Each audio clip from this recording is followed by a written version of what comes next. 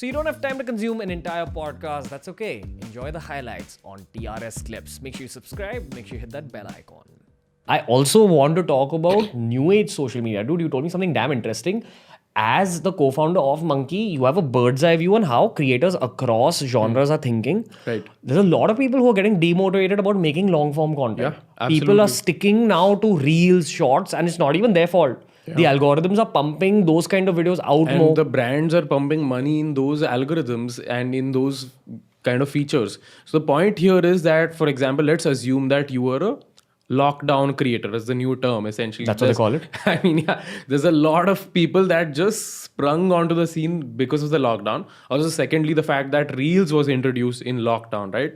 So, and algorithm was fantastic. It was helping creators. You could have one viral video and you could be an overnight semi-celebrity of sorts. Internally in BeerBiceps, we call it the algorithmic anomaly. Yeah, which means that in 6 years of this journey, we've only seen one point where algorithms were pumping out your work so much and people could go from like 100K to 1 million maybe in a month. Yeah, it happened with Niharika, for example. Yashraj Mukherjee. Yashraj. Yeah. Like just content started being pumped out to the whole world. Yeah. On Explore pages. And obviously, I mean, this doesn't mean that their content was bad. Their content was good. That's why it got pumped out. Like they just got such a good platform immediately because otherwise it's very difficult to grow that big on YouTube. Yeah. To give you context, we have certain creators at Monkey who grew using short content. The money they've made in 6 months is the money that Viraj and me took 3.5 years to make to hit that mark. I mean, see, the point here is essentially that any new industry takes time to build. I mean, you can say Ranveer sort of paved the way into that industry, and a lot of the first, second gen creators paved the way, and everyone else who comes in has it easy. Yeah, you know, it's partly pissing off for me, like that. इतनी मेहनत करनी पड़ी, okay, to get that, and these people are making like quick short 30-second videos, getting paid lakhs of rupees for 30 seconds. Okay, for us, and we have to really grind our way to the top. The good news is that now we're kind of near the top. So if we just sustain and keep growing, great. It's bad news for content creators who are fading away, and we are seeing a lot of early generation content creators fading away. Who don't know how to adapt, who don't know how to probably make short form content, who don't know how to engage with the younger set of audience. A lot of the newer set of audience on Instagram and YouTube is like below 21, 22. It's that whole Gen Z that you talk about all the time. Behaviors change, man. Attention spans have reduced.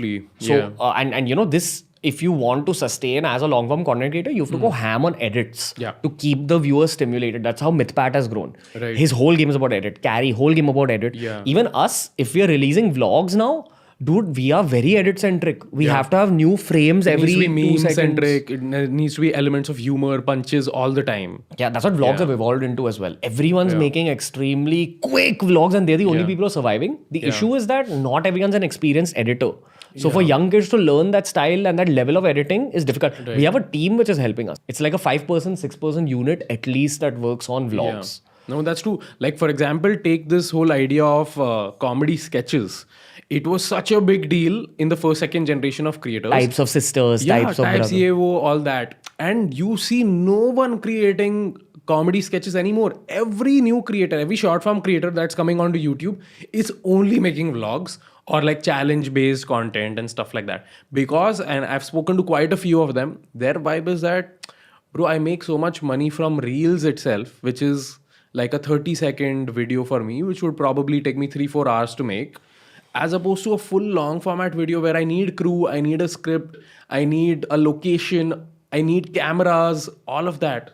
And I get the same amount of money and lesser views. So why would I sort of do that? I want to also mention one thing as a creator. This is for all the young creators watching this. Everyone's pretty much a young creator now. Any kid who's in college, you will have to be a creator. You'll have to grow your personal brand. You know, we mentioned that adapting to the new formats and new style of doing things is the difficulty that early generation content creators are facing. That phase when you're learning how to adapt and learning the newness, it's very uncomfortable for a content creator because that means you have to break certain systems, certain thought processes, certain workflows with your own teams. Now, these guys who've been established, say in 2015, 2016, for them, they have to shake shit up too much. And there are very few who are motivated at this stage to actually now restart everything. Okay, now from the phase of creating YouTube videos, I need to use trending music in Reels for the content that suits my style. So if I'm an infotainment YouTuber, how do I use a Hardy Sandhu Bijli music to fit into my reel?